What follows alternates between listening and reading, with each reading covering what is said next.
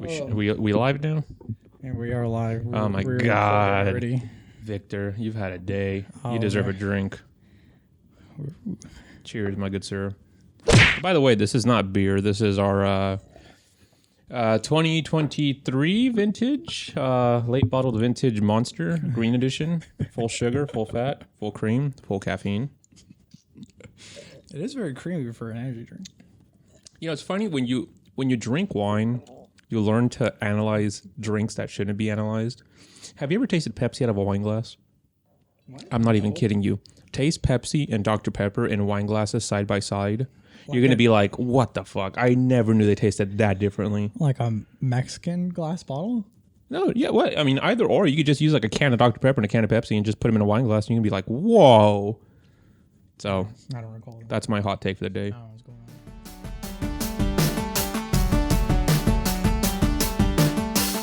Hello and welcome back to Corks and Controllers.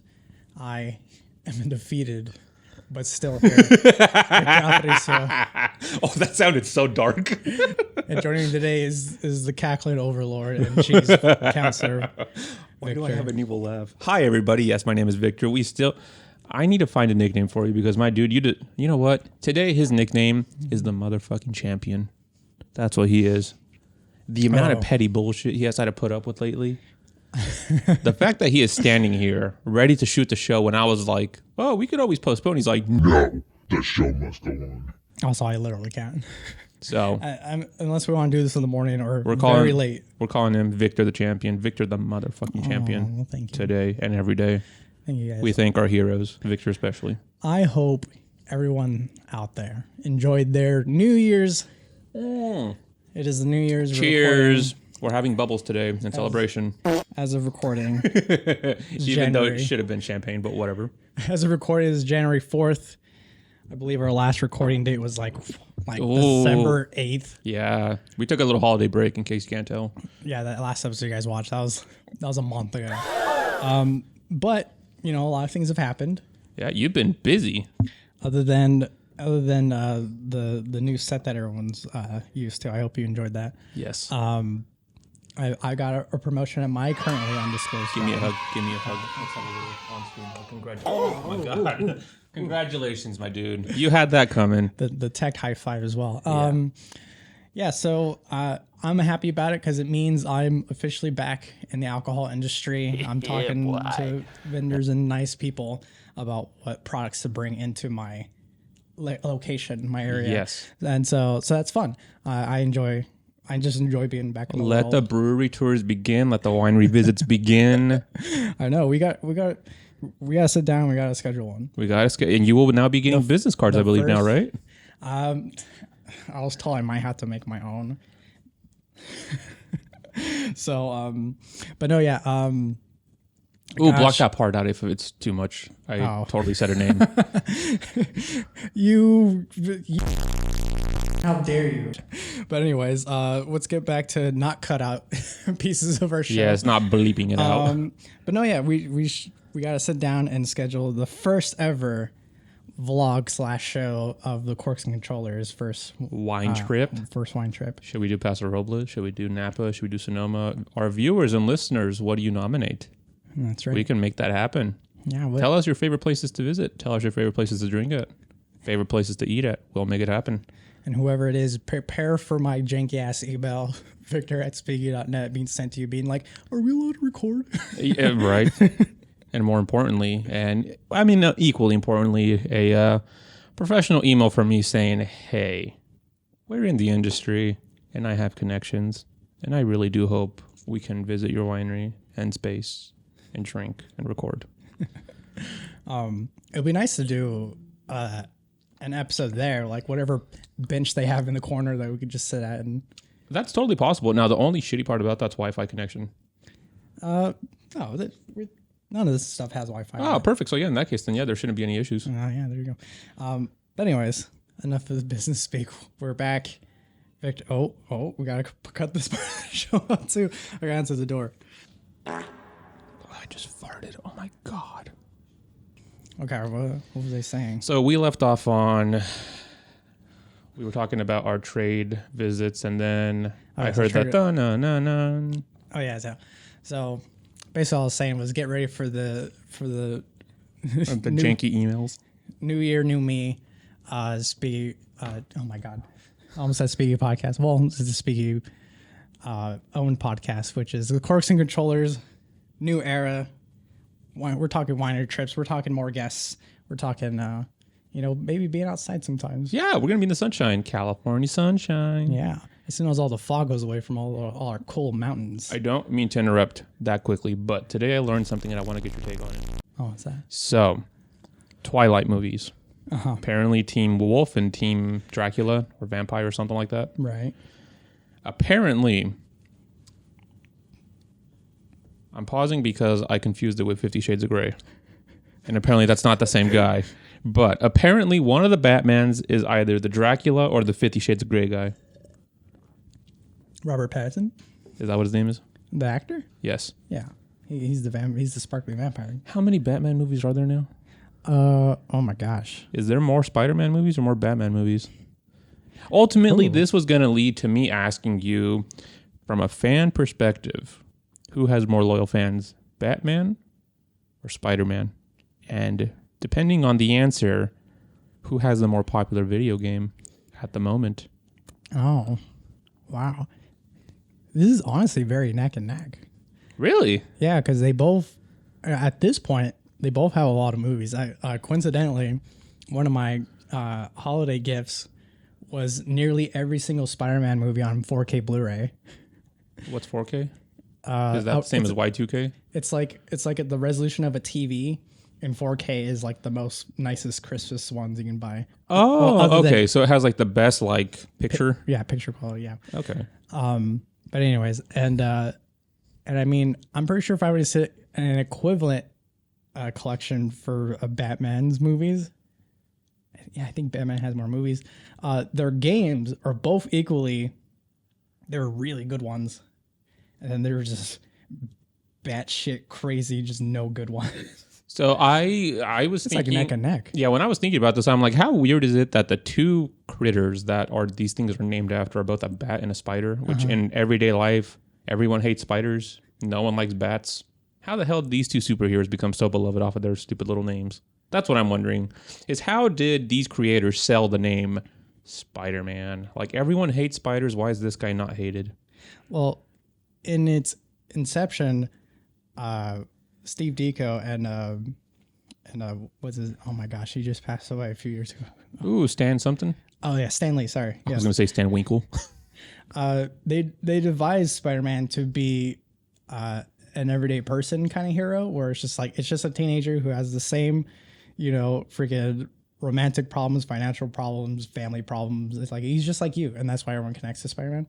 Batman is also in that same way where it's just a dude. It's just that he just happens to be super rich and strucken with the most family tragedy you could think of.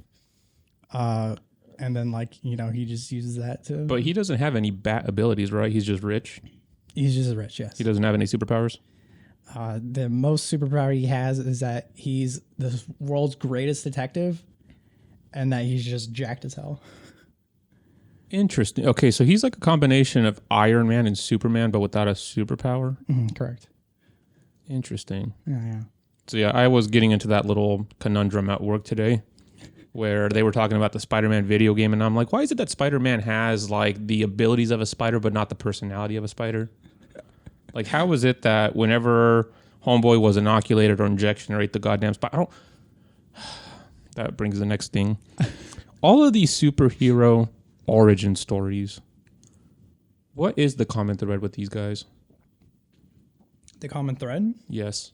What makes a superhero be born and not become a villain? Well, usually because of their family tragedy kind of stuff, it kind of steers them into the right way. Like when Spider-Man's uncle dies, one of the last things he said to him was with great power comes great responsibility. That's not the actual last thing he said, but it's something he said in there.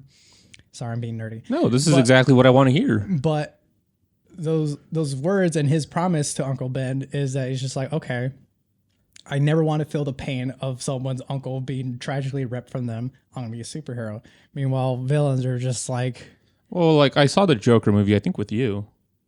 like the one that's just called Joker. The one where this guy's like shooting up a goddamn audience.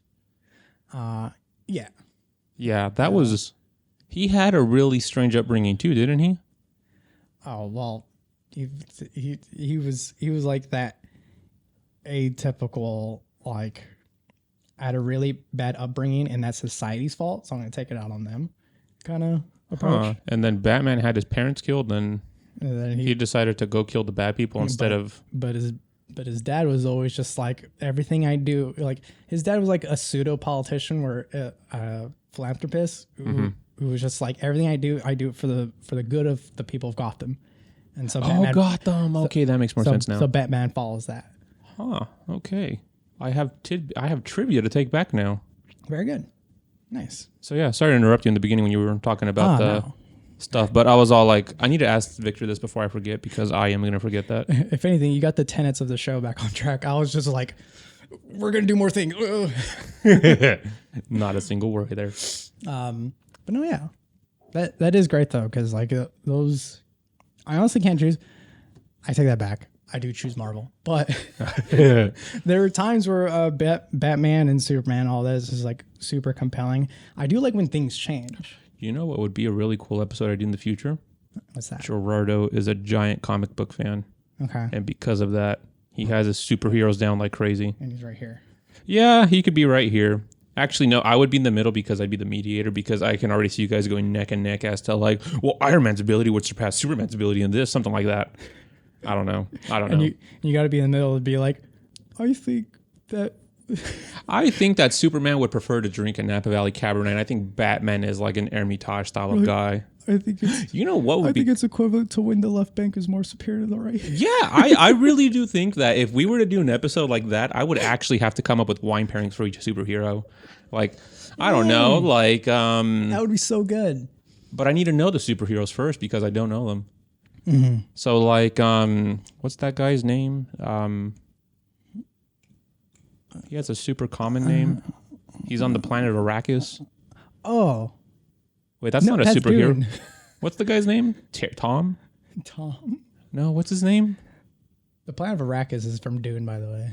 So am I thinking like Star Wars? No, Star Wars is Oh, fucking Luke. Irulan? No, Luke from Princess Star Wars? Princess Irulan. That's just Leia. There we go. There we go. Star Wars. But they're not really superheroes, are they? I mean, they're heroes in their own right, and they're super in the fact that they travel galaxies thanks to their giant machines. We should have a poll like where we spaceships. ask, is like Darth Vader a villain and is Luke a superhero, or is Luke what would Luke be? I mean, the original trilogy is like the most classic of hero versus villain. But does that make Luke a superhero like Batman or Iron Man? I think it makes him the little guy. It's like And who is the superhero in Star Wars? Is it Anakin because he's like rekindled or some shit? Oh no, he's flamethrown, right? he's flamethrowing. Or what? No, he's like burned alive or something like that. I already forgot it. I watched all these damn movies and I already forgot them. That's Anakin. Isn't that Darth Vader? Yeah, that's how he turns into Darth Vader. But anywho, no, I do like the idea that if we were to get Gerardo on the show to discuss comics, I would have to research these superheroes and figure out when they go home at the end of the day of, I don't know, kick-ass fighting, villains and shit and crime, what are they drinking? When they go like, oh man, Luke's been pissing me off, and Darth Vader Like kicks up his feet and opens up a bottle of Malbec. Yeah, no, I think that like Doctor Strange, based on the little things that I know about him, Homeboy is drinking like first growth Bordeaux. He's drinking the Lafitte's. He's drinking the Haut-Brions. Versus like Peter Parker, Homeboy's down in IPAs. Wait, Peter Parker is Spider-Man, right? Yes, he would have to be because he's a broke college student. Yeah, so he'd be downing IPAs. And then like Wonder Woman, I don't know, I see her drinking champagne. I feel like Peter Parker is doing the classiest Tallies or 40s. Yeah, he's probably doing PBRs. Actually, no, he's probably doing, what's that really good Pilsner made in Berkeley? Oh, Trumer Trumers. Yeah, he's probably drinking Trumers. I'm gonna have to buy a case of Trumers because my clientele, as I'll disguise them as, Oh my God. they love it. Dude, Trumer's delicious. So shout out to Nate and Verena out in Paso Robles. Now they've recently moved it. Nah, not recently, but They're the ones that introduced me to Trumer, and they were just like, "This is hands down the best Pilsner." And I'm like, "I don't even know what a Pilsner is, my dude." But okay, I'll drink this beverage with bubbles. It tasted like a loaf of bread. It was so good. So good. Very nice. I'm going to try it. But anywho, yeah, let's carry on with our main meats of the show. Do you want to talk about what we have laid out today? Yes, we do. So as Victor once told you, where'd you put it? What? Our 2023 vintage monster. Oh, I already tossed it in the thing. It's in the recycle bin. Actually, it's right here. R.I.P. Monster. Okay. But what we have here on the feature table, if you are a video game maker, a book maker, a media maker, a wine maker, a beer maker. If you wanna be on I the like feature how you went there. If you want to be on the feature table, MC Victor at it again. that's podcastspeaking.net. But what we have here today, actually, this is main event. We'll do this later. What we have over here is Itchy Tasty, an unofficial Resident Evil history book. I believe this is more of like an essay than a history. Is that like recounting. the Silmarillion, but for Resident Evil? No. This is just like behind the scene accounts of the development of Capcom, which is the publisher, game of Resident Evil. I forgot who wrote it, but some industry expert was just like, I love Resident Evil. I've followed it since the beginning. Let me recount you the tales of development I've uncovered during my journalistic adventures. So that's what this book is. Very cool, very nice. So if you like Resident Evil, that's that one. We have over here Neil Stephenson's. Why do I sound a little off? Neil Stephenson's Snow Crash, which is the only significance that it has to me is because I was just like, man, when Mark Zuckerberg pivoted his $1 billion company to being like social network, everyone keeps yelling at me about that, saying I'm breaking First Amendment rules and inciting wars because a bunch of illegal groups are going in there strategizing stuff. How about I just pivot everyone to a fake world called the metaverse? And I was just like, metaverse this, metaverse that. When's the first time metaverse has even been uttered? And so I looked it up, and this is it. It came from a book. I'm going to give myself kudos because I kid you not, I went on a book buying spree, and I remember I was asking him, like, hey, do you know these books? He's like, oh, I have that book. And I'm like, what? He's like, yeah, Snow Crash. It's the pizza fighting ninja dude. And I'm like, what? Yeah. So I am very proud of that. I think the podcast had a Inception-esque effect on me, where maybe I've been hearing about, video games and the metaverse and everything else. And I'm like, Snow Crash, I don't know what you're about, but you sound cool. Let me buy you. Let me buy you. That's what I say to all my video games. And then over here, the crowning jewel of the episode is the wine that we're going to be. Oh, yeah. Today. So this is the Miraflores Estate Rojo coming out of Amador County / El Dorado County out up in Northern California. A nice little blend of mostly Zinfandel, which I think the supporting grapes are Petit Syrah and Barbera. So this is just meant to be a really easy drinking little wine. Now, cool little fact about this winery: if you visit this winery, it's a very spacious place, but like it has like this hybrid like Spanish mission / hacienda style of the building. Mm-hmm. Like on the outside, it's like at first I'm like, oh, it looks like Chateau Montelena up in Napa Valley, but then I go inside and I'm like, oh, I feel like I'm at like Mission San Juan Bautista. So it's a pretty cool little place as well. The owner is a Colombian-born, what do you call people that invest money into stuff? Entrepreneur? That, or I think it was going to be like something with philanthropy. Philanthropist, yeah. Something like that. Investor. But the winemaker is actually Mexican-born. Very nice. So he, I believe, is out of Morelos, Mexico, which is it's nice to see a Mexican winemaker. It really is. Yeah, I don't know if the audience can tell, but me and Victor over here. Yeah, we're little brown boys. Is that allowed on YouTube? We could block that out. It's allowed. Because I saw one of our videos later on about how I was talking about, let's play Taylor Swift, and you're like, oh, one day he will learn about trademark on YouTube. Imagine YouTube, the people who has what is it, Latino Celebration Month for the YouTube platform, like blocked us for saying brown boys. Right, and it's like, bro, we are. Well, again, can we even say that? Is that sure we can say. I was like, I don't want to get banned off of YouTube for saying brown boys. It's like, dude, never. I have a shot on my arm that says I was, imported. Oh man, we've been talking. We talk about hentai at least once an episode. We're not getting blocked by anyone. For brown boys, okay. Well, we are brown boys. All right. Are we ready to dig in? Oh, we are ready. Do you mind if I do this part? Do it. Yeah, have fun, dude. Because I want practice. I want more practice. So, you know.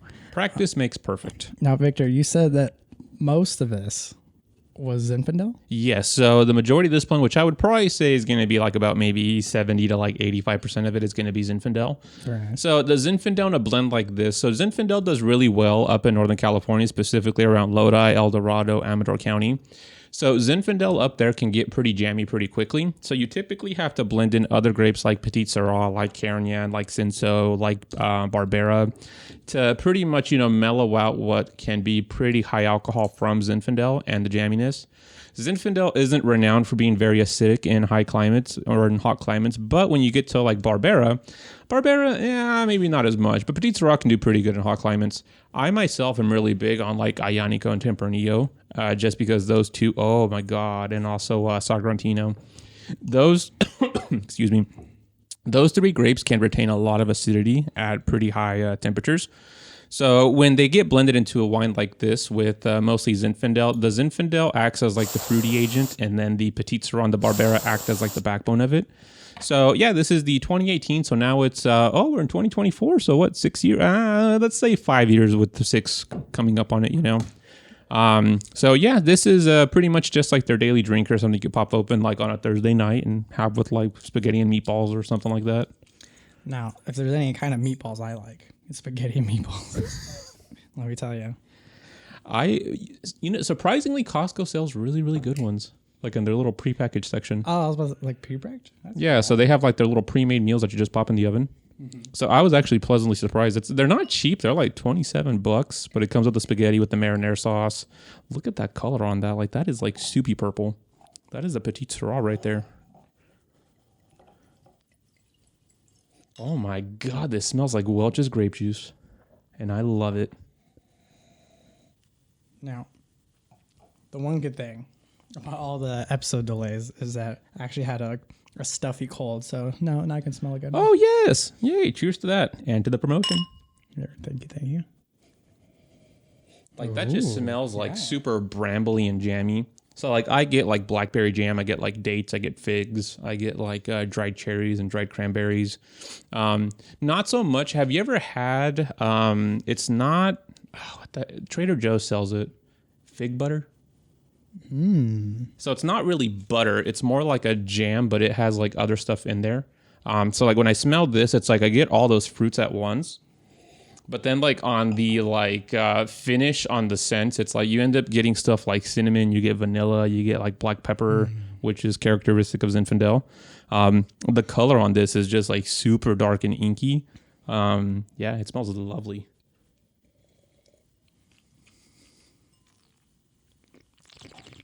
Damn, that's juicy. That is a juicy boy. Ooh.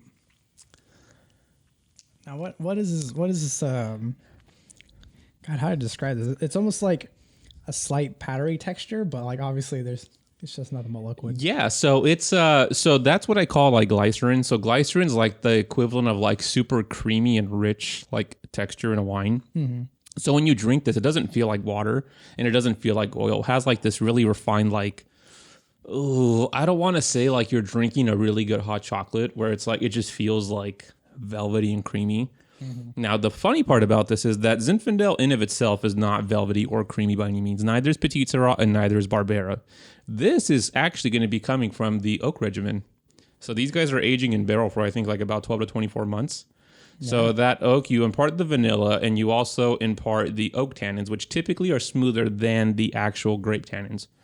So you end up getting a really luxuriously rich wine. Now, my favorite part, this wine goes for like a whopping $14. Oh, you're talking my language. Yes, it's an affordable one. It's just like, and this is like something that like, imagine a pulled pork sandwich with a whole bunch of barbecue sauce with this. I was also laughing at myself because I was just like, I just realized my questions and responses sounds like we're on the the Home Shopping Network, where I was just like, so what is this powder taste? Tell me what this powder tastes like. Okay, here's another fun question though. Yes. I just feel like sometimes in the industrial wine hype machine, complex that sometimes people would be like, "Whoa, check out those legs!" Oh my god! Can you explain to me this fucking things with the Yes. legs? So legs, I don't know exactly. I've been trying to figure this out myself for a while as to how legs became such an important characteristic in wine. Let me get B-roll of this. I really don't know why it's a big deal because legs show you either one of two or both things. Either that the wine is high in sugar or in alcohol or in both. Now, obviously, when you're dealing with a super sweet wine like, say, port, that's going to have legs because that is both super alcoholic and super sweet. Right. But when you're dealing with like dessert style Rieslings, those Rieslings are like maybe 6.5, 7% alcohol, super low in alcohol, but their sugar levels are off the charts. And vice versa. When you're dealing with, I'm not going to drop any names, but Pasarolas and Zinfandels off of Dry Creek Road, or actually no, Vineyard Drive, if you know what I'm saying, is those wines can get to like 16.5% alcohol. So when you are swirling them, it's like those legs just dribble down so slow. And I'm like, yeah, that ain't sugar. That's just straight up alcohol. So when you swirl a wine and you notice the legs, that's all it shows you. Either that the wine is high in sugar, high in alcohol, or in both. But it literally determines nothing on quality. I could add a tablespoon of sugar to a cup of water and a bit of food coloring and swirl it around. It'll do the same thing. Or I could add, a shot of vodka to a cup of water, add it to a wine glass, and the same exact thing. Very nice. So the tiering doesn't show anything. Now, the aromas will, the color will, and the texture will, but that's pretty much... There are other things, too, that show quality, but legs is not something I look at. When someone that supposedly knows about wine says, oh, look at these legs, they're either being sarcastic or they are full of shit.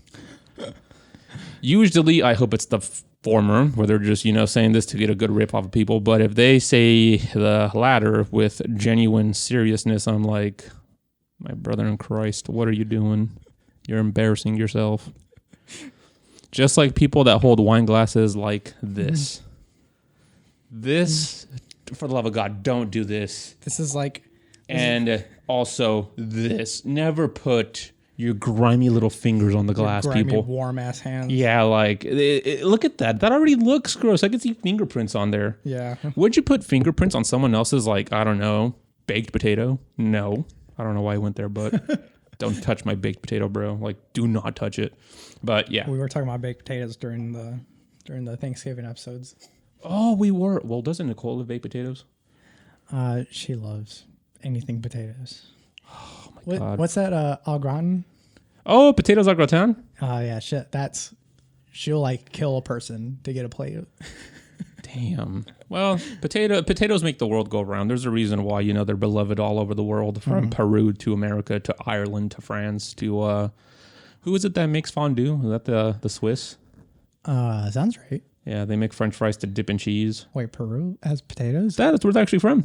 That's where they're from? Yeah, they originated from Peru. Oh, my God. From the Andes Mountains, I believe, is where they come from. And then they made their way up north to Mexico, then up north to California. And then those colonials peoples, took them back to, I think it was either Spain or... It was either Spain or Italy or France. I can't remember, because tomatoes went to Italy and that, like, blew up. And then, to our Italian listeners, I'm sorry. But Latin America has your ace on tomatoes. As in, like, Mexico was fooling around with tomatoes, like, centuries before Tuscany was a thing. So I love marinara sauce, and I love anything with any kind of Italian tomato sauces, but the mother tomato is in Central and South America, my friends. Yeah, I think I was watching some Netflix show that was just like, the tomatoes. It's not... Yeah, they're not Italian. It's not Italian, just like pasta isn't Italian either. Well, no, I take that back. Pasta is Italian, but noodles originated in China, I think. I was just going to say, well, the Italians just knew how to fucking use them. Yes, take the credit there, Italians. They knew how to really make tomatoes and flour into something truly immutable. Mm-hmm. But now, let's really get on to the meat of the show. Oh, yeah. Shall I give you the first pairing, or do you want to give me the first? Because, oh boy, do I got a wine for you. Well, okay, why don't you go first? Ooh, you ready? You sure about that? Oh, I'm ready. Alrighty. So, the producer... So let's set the scene here. I'm at work, right? I'm at work having a very fine dandy day, And I was getting ready to go home, and then my boss is all like, how much longer are you going to be here? And I'm like, I don't know. I was just going to go home right now. He's like, hey, you want a glass of wine? And I'm like, in my head, I'm like, no. But out in my mouth came out, twist my arm. And I'm like, Victor, what the fuck? So I was like, I guess twist my arm, let me go get some McDonald's first, and I'll come back, and I'll stay here for like another hour or so. And he was all like, okay, pick out the wine. And mind you, my boss has an impressive collection of wine. Like stuff that I'm like, oh, so he has like 1980 Chateau Montelena. Yes. Impressive because of you, or impressive because he's doing his research? Impressive because he can afford to buy this stuff. So good on you, sir. I am like talking about like 1980 Chateau Montelena, 1986 Farniente, 1989 Stag's Leap. He has Old Burgundy. He has Old Bordeaux. He has world-class, South American blends, world-class Bordeaux blends. It's insane. It's insane. This guy just pops open, like multi-$100 bottles just for no reason. So he was all like, what would taste best with a Big Mac? And I'm like, what?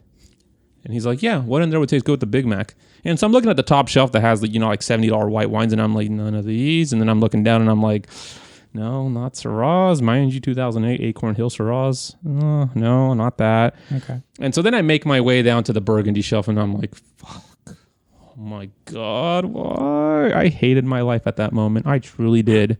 Because I'm like, the cheapest bottle on this rack is like $270.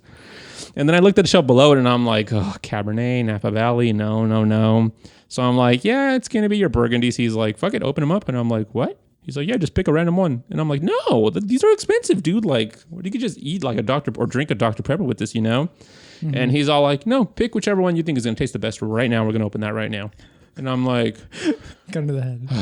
My good God. So I begrudgingly ended up choosing a 2003 Robert Chevillon, spelled Chevillon, Nuits Saint-Georges, which is spelled, oh Christ, NUITS-SAINT-GEORGES,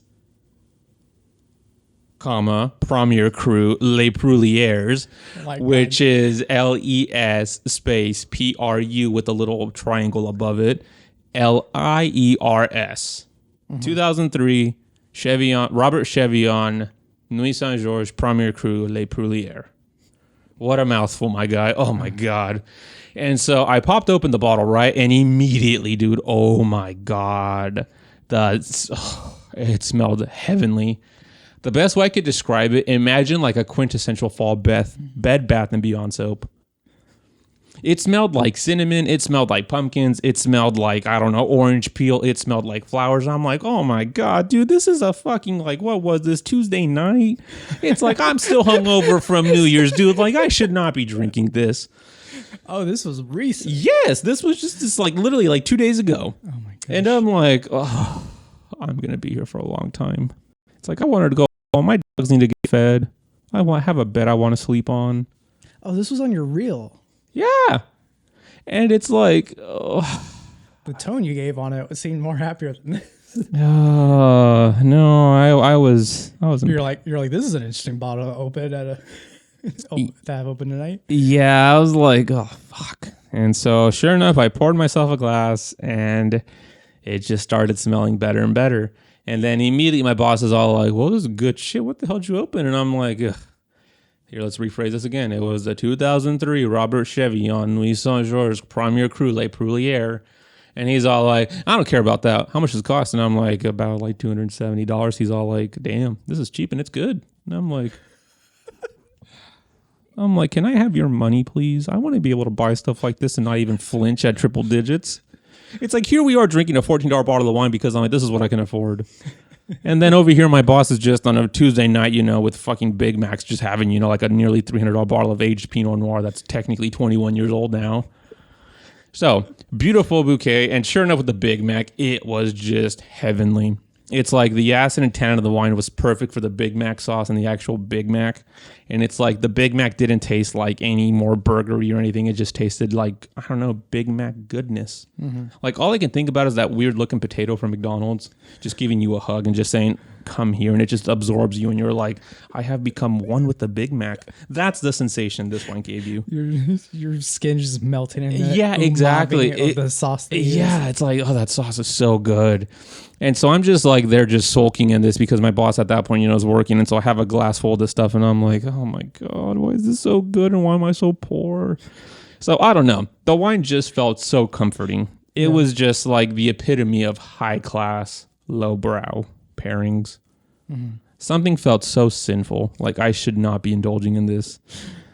I feel like I violated a natural law when I combined a Big Mac with this expensive ass Burgundy. But I guess I didn't. Unless that unleashed the hell upon you, which in that case, I'm sorry, but I don't think I caused it by doing that. But who knows? Somebody was punished in the world for what I did. Right. Because the wine gods would never allow that. So, what is your video game pairing of high-end, lowbrow? High-end, lowbrow. I got the perfect one. Ooh, let's go. So I'm not just doing a tangent to stall for time when I say real quick that I love the imagery in my head that's like contextual and body language. You're reaching for this man's shelf being like, and he still had the audacity to be like, cheap. Anyways, open it. Yeah, literally. It's like here I am holding like a child, like a precious child that like I know sommeliers all over the world would be like, I want that. And this guy's all like, oh, let's open it with, $25 worth of McDonald's.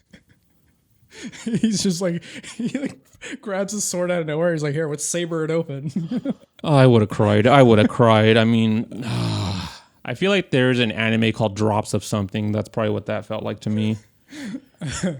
Sorry, there's like a cartoon play in my head of you at this. When we have money, we'll recreate that cartoon. Oh, very nice. I'll even draw a little label. Okay, so my video game pairing of this, you actually summed it very nicely at the end, which is like highbrow, lowbrow at the same time. So there's this video game called God Hand. God Hand. I like it already. It is made by a developer called Platinum Studios. I believe it was published by Capcom.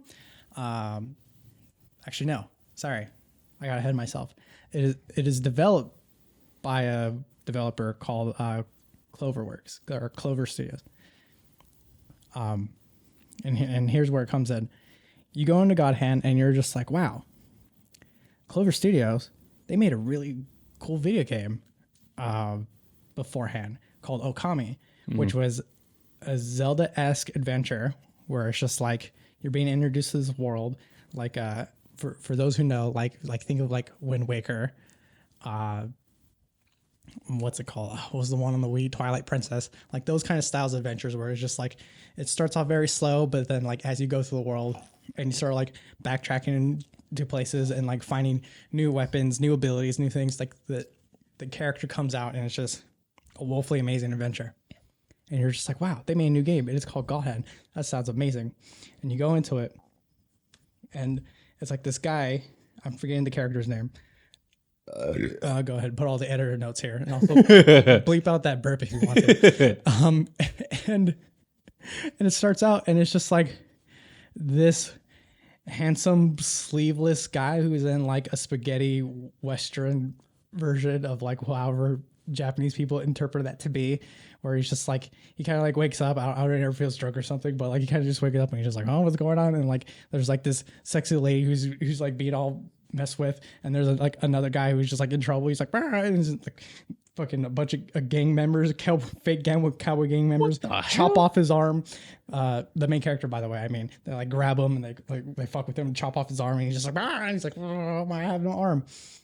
And like, and he wakes up and he's like given the God Hand, which is a brand new arm for reasons that I can't remember right now, but I have B-roll going on right here.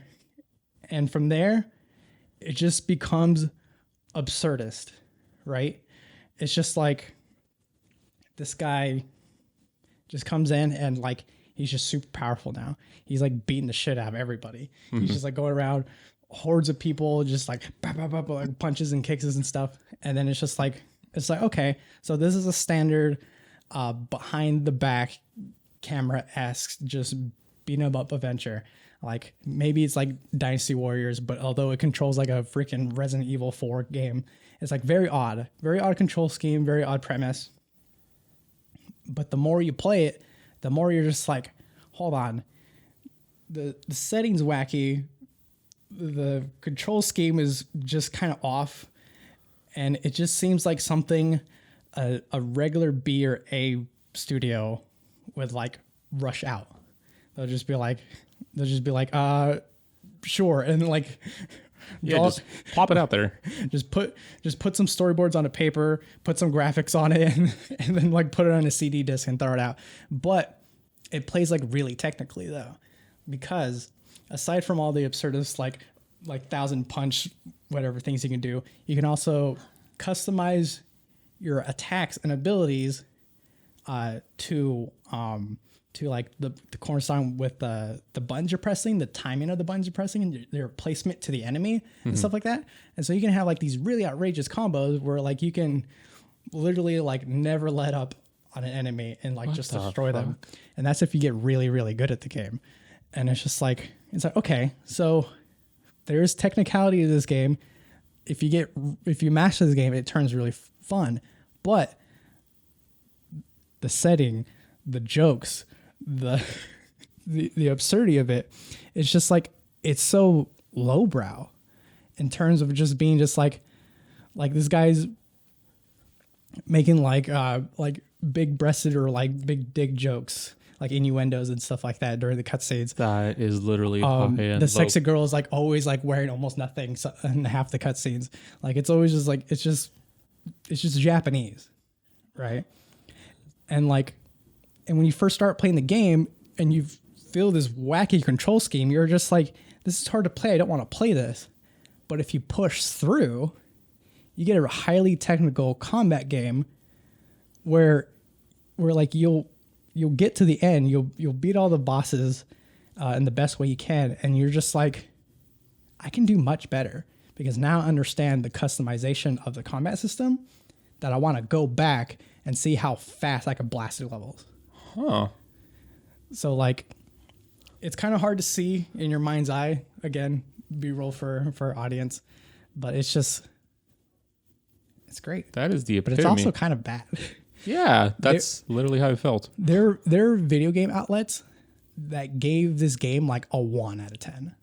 Like, why? Too much raunch? Too much raunch, too confusing of gameplay. Doesn't do anything to like keep its pacing and appeal throughout. But that's what a sommelier would say about me pairing a high-end wine with a Big Mac. They'd be like, why are you doing this? Like, you know the rules of what it should be, and you're totally like not following it. But if you get a journalist who understands quirky Japanese gameplay ideas, likes booby girls who are naked sometimes, likes wacky characters with like, or like, you know, also it's kind of androgynous as hell sometimes, because like there's so many male characters, including your character as well, who like have outfits that show like really deep V's and like their butt cracks are out and wow, really muscly, and it's just like you can see every abs and like just like zoom like ins, hentai zoom ins on like the muscle out rib cage, and you're just like, this game's trying to turn me gay. like your Republican father will like walk in and be like, what the hell is nope, and like burn the whole house down, send you to reconversion therapy. Yeah, and it's just like, wow, this game's got it all, and that journalist will be like, fucking 10 out of 10. Yeah, because it's complex. I play this game. I have a nephew who he watched us play this game, I believe. Maybe he was watching my sister want to play this game, and he's just like, I want to try, because he liked the jokes. He's like, this is all funny. And then he played it and went like, oh, this is kind of fun. And then he went like, oh, this is kind of hard. I don't really like this. But he kept playing. And before I knew it, like 6 years later, this kid's still playing this game. Mind you, this is a PS2 game. He's still on the PS2 for it. There's no multiplayer. It never got a port. So it's not on new consoles. Freaking like all that. Like there's no replayability in it other than challenging yourself to have like a complicated combat setup and try to be like, hey, can I beat this game only kicking? Can I beat this game with a power up build where like I get my special meter up really fast? How many years does Ramirez dedicate to a video game again? Oh, Ramirez will play a game for 2 to 6 years, depending on maybe we need to get him on this game next. Actually, I think Ramirez will love this game. What better way to test it out on a new person? I just got to give him a console that emulates PS2, or maybe I just give him my PS2. True. Ramirez, if you want my PS2, you're gonna have to give me a really good case because I love PS2. But if you give me a good case, I'll let you play this game. Yeah, that's a great pairing, dude. I think you got it spot on. Yeah, that is the epitome of high end, low brow. Like I think the closest situation I could probably get to where it's just like someone brings over their PS2 and I'm just like, dude, you just brought over my most favorite console of all time. This is my hamburger. Awesome. What are we gonna pair with this console? What video games did you bring me? And the Big Mac of the games. And then they'll be like, oh, I brought over Katamari. I brought over Resident Evil. I brought over fucking Okami. And I'm just like, dude, we're gonna have so much fun. It's like, but I'm gonna put in God Hand. I'm like, why? But does it not work?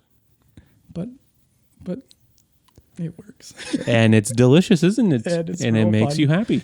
And it makes me happy because it's got funny jokes. Sometimes my humor goes all the way down to like the fucking second grade. So it could go lower, I think. You quiet down. Who's doing that? My Google is acting up. Anyways, Victor, excellent. Yeah, I think you nailed that pairing spot on. So now, what do you have for me? Now, unfortunately, you're gonna have to do this fast because.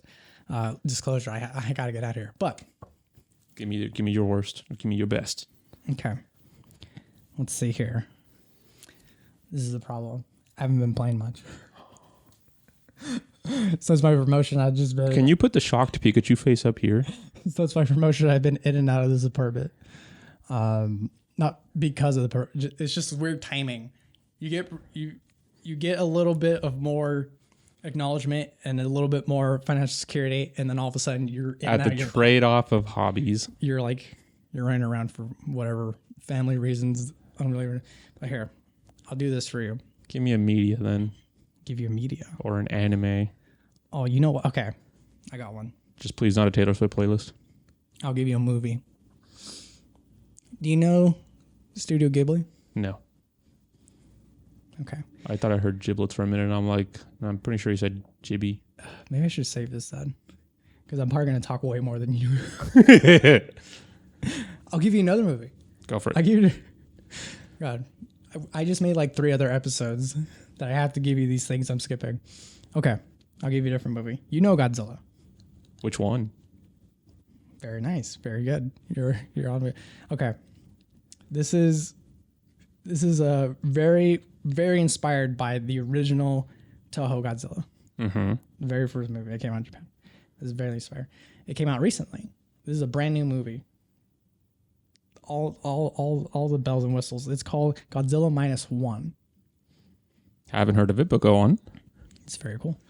So this one, like older style Godzillas, is half a monster movie, half a human story. Mm-hmm. The human story is that the main character was a kamikaze pilot. Mm-hmm. And this isn't spoiled, in the very, very beginning of the movie, he says that his plane's malfunctioning and that he needs to land. And then when they check his plane, there's nothing wrong with it. And it's just like, ooh, are you trying to escape your duties? And he's just like, oh, what are you talking about? And he runs off in a huffy. Oh, okay. So he escapes. He escapes. And then Godzilla attacks the island. And it traumatizes him because he fucking kills everyone, because he had the chance to get back in his plane and shoot it with the machine gun that's attached to his plane, but he doesn't do it because Godzilla's really small and young, and he probably could have killed it then, but he doesn't. Years and years pass. He comes home after the Hiroshima and the Nagasaki bomb. Nagasaki? Yeah, Nagasaki. Yeah. So his village is just like blown to smithereens, but they're on the outside of it. So it's a survivalist camp, and like he comes back and they're just like, "Oh my God, you're alive!" He's like, "Wait, but why are you alive? You're a kamikaze pilot." And then they realize who he is, and he's disgraced, whatever. But this one woman doesn't care. The only thing she cares about is mothering this child that isn't hers. She just found on the street, and she's like, "I can't abandon a little baby." And so he essentially within one night takes up an entire family, a wife and kid, essentially. But anyways, we're the Millers, but in a way. So that's the human story. Mm-hmm. Meanwhile, Godzilla's back, and he's fucking up everything. He's like going back into rebuilt cities nearby, like a Hokkaido, I think it was Okinawa, I forgot. But they were rebuilding a city. Mm-hmm. He comes in and he's just like, "Fuck y'all!" Charges his fucking heat ray and goes, and like just a bunch of crazy ass stuff. But I'll save the rest because people really need to watch this movie. Yeah, you had me intrigued on this one. It made me cry. There was tears coming down he dies? These manly. I won't say nothing. Aww. I won't say nothing. In my world, I think I know what that means. But he was on a mission to kill Godzilla in the beginning, and he failed, so he has to redeem himself. I have a very manly sculpted jaw, and tears are rolling down them. I don't want to have my heart broken. I don't, but I will. But what I want you to pair is the contrast of a gigantic, horrid beast that just like humans. Pfft, what the fuck? Fucking radiation heat ray, boy. And meanwhile, these ex-soldiers who basically had their government abandon them, and they have wives and kids and like emotionals and like straight up. There's this one scene where he's just straight up PTSD. He's freaking the fuck out knowing that Godzilla's still out there when he failed to kill him and stuff like that. Alrighty. Just like really gut wrenching stuff that made me cry. And like is there a wine that's just that contrast of just like guttural emotions, but like just badass giant monster action. Yes, and this almost hits a little bit too close to home for my perspective. So it's not one specific wine, it's a whole wine region. Okay. And that wine region goes by the name of Champagne. So Champagne has a reputation, right? So I'm talking about real deal Champagne from the Champagne region of France. Yes, you guys have all seen the meme. It's not real Champagne unless it's from Champagne, France. It's not blah, blah, blah unless it's from this place in France. That's the meme. But anywho. I had to tell it to a client once. Yeah, exactly. It's like, well, the whole Champagne thing, you know. They rolled their eyes and went like, well, it sparkles, right? I'm like, yes. So people have different opinions about Champagne. Everyone knows it's for celebrations. The Champenois, that's the term used for the people, you know, who sell and live in Champagne. They have this reputation for being great advertisers, and they do. They have great advertising. The wines are great. You can make rosés. You can make Blanc de Blanc, which is made usually from Chardonnay. You can make Blanc de Noir, which is made from Pinot Meunier, or Pinot Noir, or a few other different grapes. But where I'm going with this is that for all the luster and glitz that Champagne has, it has a heart-wrenching story. Okay. So, World War II. Let's say more.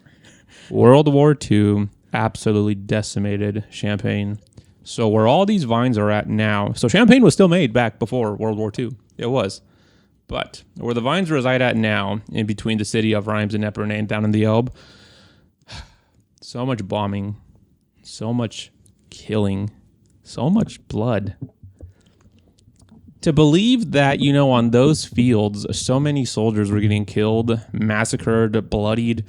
I mean, how often do people stop and think about, you know, like a human body absolutely being blown into smithereens? Like I'm talking, you can see this person's hand on that side of the field. You can see, you know, their like leg torn apart, shredded like right there. You see the guy's head like 5 meters away, and then, you know, the rest of his body is like bruised and battered like 500, you know, feet to the east kind of thing. That was the bloodshed in Champagne, like during the war. It's a monstrosity. It is. Yeah. It's like to believe, you know, that the French took a beating real bad during, you know, World War II.